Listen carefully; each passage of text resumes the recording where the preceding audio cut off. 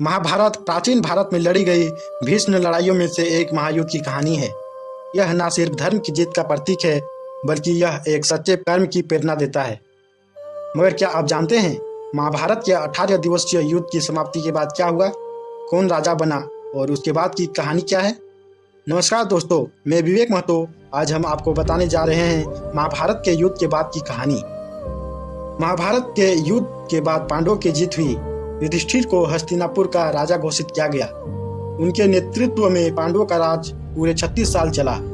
युधिष्ठिर के राज तिलक के समय गांधारी ने कौरवों के नाश के लिए श्री कृष्ण को दोषी ठहराते हुए श्राप दिया। जिस प्रकार कौरवों के वंश का नाश हुआ है, वैसे ही यदुवंश का भी नाश होगा।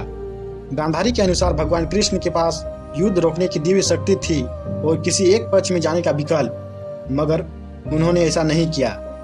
गांधारी के दिए श्राप का असर यादव पर होने लगा। श्राप के चलते श्री कृष्ण की द्वारका की हालत बिगड़ने लगी। कृष्ण सारे यादव कुल को प्रवास ले गए, लेकिन वहां भी हिंसा से पीछा नहीं छूटा। पूरा यादव कुल एक दूसरे के खून का प्यासा हो गया और पूरा वंश ही आपस में लड़कर खत्म हो गया। इस नरसंहार में सिर्फ भगवान कृष्ण, बलराम, दरुका और वभ्रु ही बचे। प्रभास नरसंहार के बाद भगवान कृष्ण ने वन में ध्यानमग्न होने का निर्णय लिया। जब वह ध्यान में लीन थे तो जारा नाम के शिकारी ने वन में हिरण का शिकार करते समय तीर चलाया, जो कृष्ण के पैर पर लगा। तीर लगने के बाद भगवान कृष्ण ने शिकारी के सामने ही विष्णु का रूप धारण किया और नश्वर शरीर को त्याग दिया।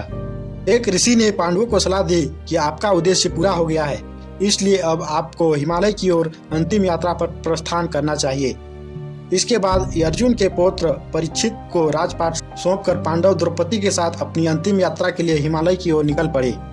पांडवों ने द्रौपदी और एक कुत्ते के साथ अपनी यात्रा के रूप में स्वर्ग की सीढ़ी पर चढ़नी शुरू की।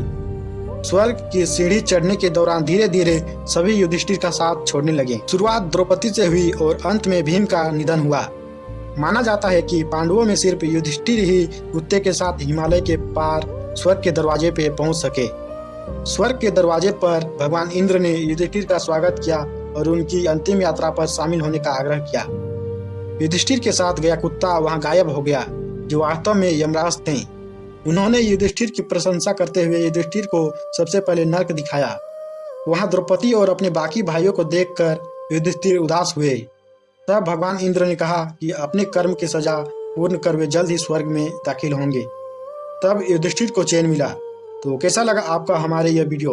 अच्छा लगा तो कमेंट में जय श्री कृष्णा जरूर लिखें और नए हैं तो चैनल को सब्सक्राइब जरूर कर लें। मिलते हैं नए वीडियो और नए टॉपिक के साथ, तब तक के लिए बाय।